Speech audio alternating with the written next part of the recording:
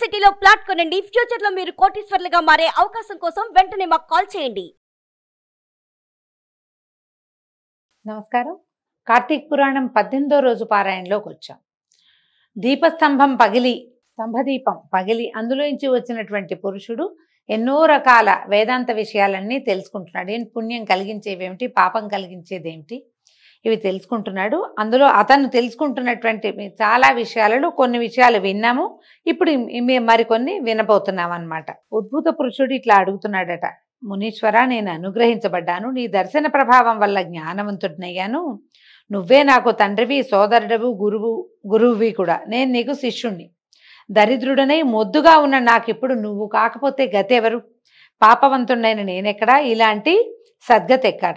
పాపములకు స్థానమైన నేనెక్కడా, పుణ్యప్రదమైన కార్తీక మాసం ఎక్కడా, మునీశ్వరులు ఎక్కడా, ఈ విష్ణు సన్నిధి ఎక్కడా? ప్రారబ్ధ సుకృతం ఉంటే గనక తప్పకుండా ఫలిస్తుంది. ఏనాడో ఎప్పుడో పెట్టుకున్నాను, ఈ పుణ్యాన్ని చేసుకున్నాను. నేను మధ్యలో పాపం అంతా అనుభవించాను, అప్పుడు చేసినటువంటి పుణ్యం ఇప్పుడు ఫలప్రదమైంది. నాకేదో పూర్వపుణ్యం ఉంది కాబట్టే ఇప్పుడు నాకు ఇదంతా లభించింది. కాబట్టి అయ్యా, నాకు ఇంకా చెప్పు దీని గురించి. మనుషులు విధిగా కర్మలు ఎలా చేస్తారు? ఆ కర్మలకి ఫలితం ఎట్లా కలుగుతుంది? వాటిని ఎవరు ఉపదేశిస్తారు?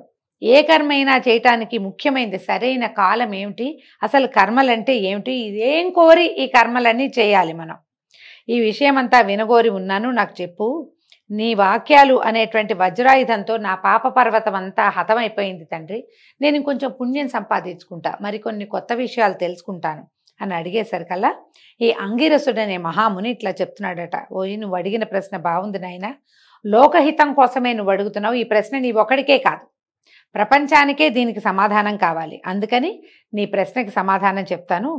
అనిత్యమైన ఈ దేహాన్ని ఆశ్రయించి ఇంద్రియకాముడివై ఆత్మను మరిచి దేహాదులనే ఆత్మ అని తలుచుకోవద్దు.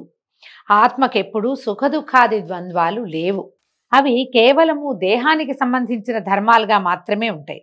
కాబట్టి ఆత్మ విషయక సందేహవంతుడు ఏం చేయాలి? కర్మ చేయాలి. దాంతో చిత్తశుద్ధి కలిగి తద్వారా జ్ఞానాన్ని పొంది దాని చేత ఆత్మని యథార్థంగా తెలుసుకోవాలి. దాని వలన ఏమిటి? చిత్తశుద్ధి కలుగుతుంది. దేహధారి అయిన వాడు తనకి విధించబడిన స్నానాది సర్వకర్మలను భక్తితో విధిగా చేయవలను. వర్ణాశ్రమ విభాగాన్ని విడవకుండా తనకు ఏ కర్మ చెప్పబడిందో విచారించి తెలుసుకుని తర్వాత దాన్ని చేయాలి. స్నానం చేయకుండా చేసే కర్మ ఏనుగు భక్షించిన వెలగపండులాగా నిష్ఫలితమైపోతుంది. బ్రాహ్మణులకు ప్రాతస్నానము వేదోక్తమై ఉన్నది. నిరంతరము ప్రాతస్నానం చెయ్యలేనివాడు తులా కార్తీకమందును, మకర మాఘమందును, మేష వైశాఖమునందును స్నానం చేయాలి. ఈ పొద్దున్నే స్నానం చేయటం అందరికీ కుదరదండి. ఇప్పుడు ఉద్యోగాలు, వ్యవహారాలు, చదువులు, రకరకాల కార్యక్రమాల వల్ల తెల్లవారుతేట స్నానం చేయటం కుదరదు. ఎందుకు కుదరదు? కుదుర్చుకునేవాడు కుదుర్చుకుంటాడు, కుదుర్చుకోలేనివాడు, అవకాశం లేనివాడు తప్పకుండా ఎప్పుడు చేయాలంటున్నారు? కార్తీక మాఘ వైశాఖ మాసాలు, ఈ మూడిట్లలో పొద్దున్నే స్నానం చేయాలి. ఏముందండి, ఒక స్నానమే కదా. శ్రద్ధగా చేస్తే చాలా రకాల పాపాలు నశించిపోతాయి. కొన్ని మనకి పాజిటివిటీ ప్లస్ అవుతుందన్నమాట. ఈ 3 మాసాల యందును ప్రాతకాలంలో స్నానం చేసేవాడు వైకుంఠానికి వెళ్తాడు.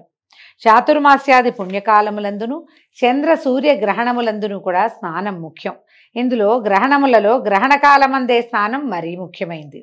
బ్రాహ్మణులందరికీ కూడా ముఖ్యమైనవి స్నానము, సంధ్య, జపము, హోమము, సూర్య నమస్కారము తప్పక చేయదగినవి. స్నానం చేయనివాడు రౌరవ నరకమందు యాతనలు పొంది తుదకు కర్మభ్రష్టుడుగా జన్మిస్తాడు. కాబట్టి పుణ్యకాలమైనటువంటి ఈ కార్తీక మాసంలో ధర్మార్థ కామ మోక్షాలను ఇచ్చేటువంటి స్నానము ఆచరించవలెను. కార్తీకంతో సమానమైన మాసం లేదు, ఇంతకంటే పుణ్యవంతమైన సమయం ఇంకొకటి రాదు. ఏ ప్రకారం వేదంతో సమానమైన శాస్త్రం లేదో, గంగతో సమానమైన తీర్థం లేదో, బ్రాహ్మణ్యంతో సమానమైనటువంటి జాతి లేదో, భార్యతో సమానమైన సుఖము లేదో, ధర్మంతో సమానమైన మిత్రము లేదో, నేత్రముతో సమానమైన జ్యోతిష్షు వెలుగు లేదో, కేశవునితో సమానమైన దేవుడు లేడో, అట్లాగే కార్తీకంతో సమానమైనటువంటి మాసం లేదు. కర్మ స్వరూపాన్ని తెలుసుకుని కార్తీక మాసమందు ధర్మములు చేయవాడు కోటి యజ్ఞాల ఫలితాన్ని పొంది వైకుంఠంలో ఉంటాడు.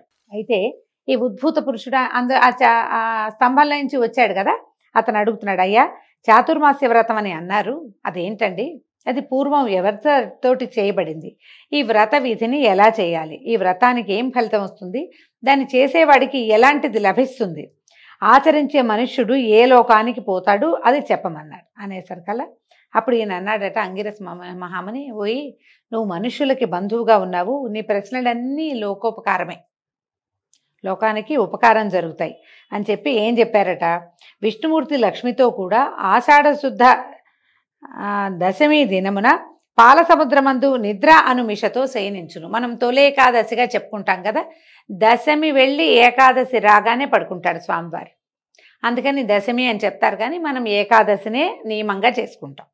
ఆ రోజున యోగ నిద్ర మిషతోటి శయనిస్తాడు. తిరిగి కార్తీక శుక్ల ద్వాదశి రోజున అంటే ఏకాదశి వెళ్తూనే లేస్తారనమాట. ఇది చాతుర్మాస్యం, అంటే 4 నెలల కాలం.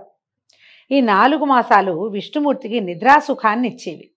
అంటే హరి 8 మాసాలు వ్యాపారముతో ఉండి, అంటే ఈ క్రియ అంతా ఈ భూమండలాన్ని పాలించే క్రియలో ఉండి, సర్వప్రపంచాన్ని పాలించేవాడే కదా పరమ మహావిష్ణువు.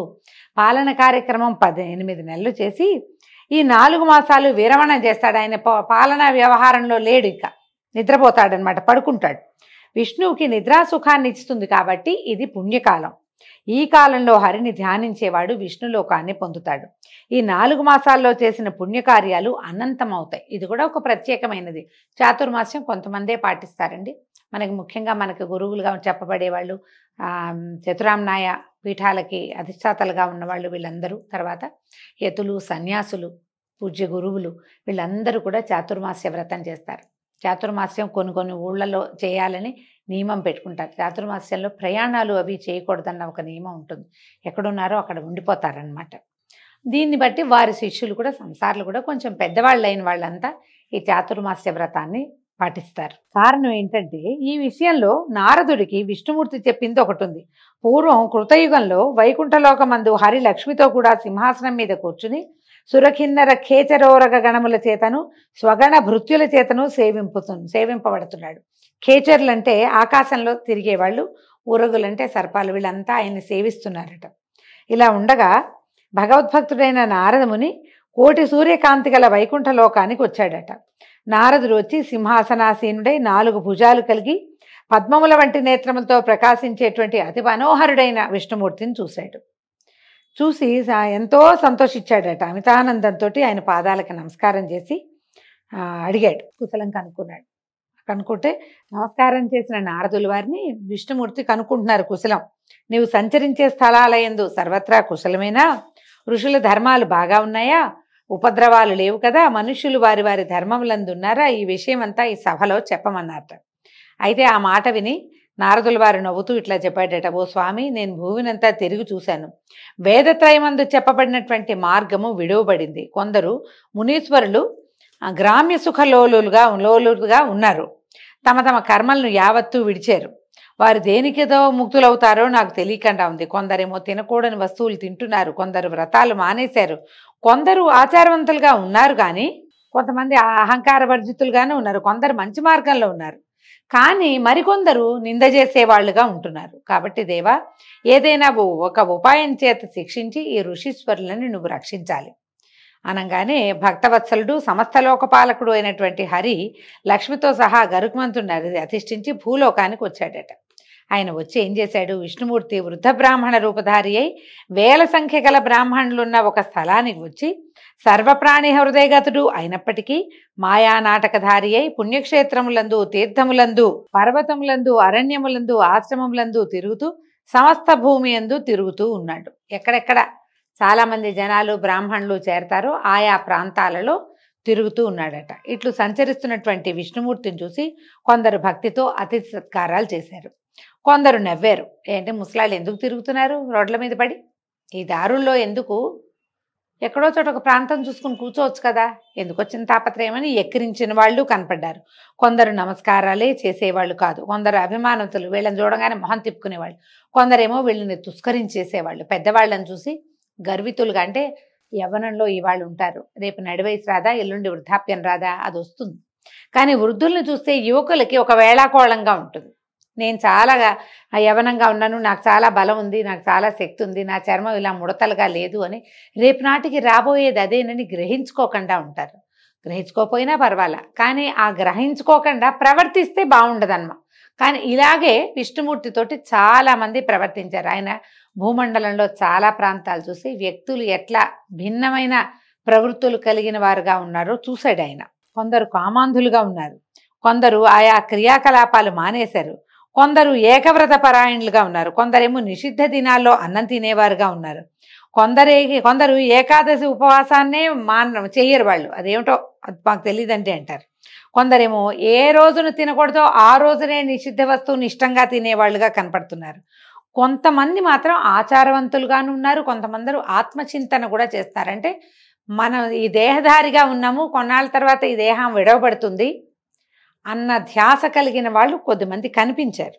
అయితే బ్రాహ్మణ రూపధారి అయిన భగవంతుడు అట్టి వారిని చూసి వారికి మంచి మార్గానికి తెచ్చే ఉపాయాన్ని గురించి ఆలోచిస్తూ నైమిషారణ్యంలో ఉన్నటువంటి ముని బృందాల దేవ సన్నిధికి వచ్చాడు. అయితే వచ్చి బ్రాహ్మణ రూపాన్ని వదిలి పూర్వం వల్లే గరుడారూఢుడై కౌస్తుభ శంఖచక్రములను ధరించి లక్ష్మితోనూ స్వభక్తులతోనూ కూడి ప్రకాశిస్తూ ఉన్నాడు. అయితే ఇక్కడ ఉన్నటువంటి జ్ఞానసిద్ధులు మొదలైనటువంటి మునులు వైకుంఠం నుంచి తమ ఆశ్రమానికి వచ్చి అవిసెపువ్వుతో సమానమైన కాంతి కలవాడు, మెరుపు వంటి వస్త్రము కలవాడు, కోటి రవిభాసమానుడు, మకరకుండల విరాజితుడు, అనేక రత్నగ్రథిత కిరీట ప్రకాశమానుడు, అనేక సూర్యకాంతివంతుడు, మనోవాచ మగోచరుడు, దేవతాపతి, స్వయంభువు, ప్రసన్నుడు, అధిపతి, ఆద్యుడు అయినటువంటి విష్ణుమూర్తిని చూసి పరమాశ్చర్యాన్ని పొంది ఆనందించి శిష్య సుతాది పరివారంతో హరిసన్నిధికి వచ్చారు.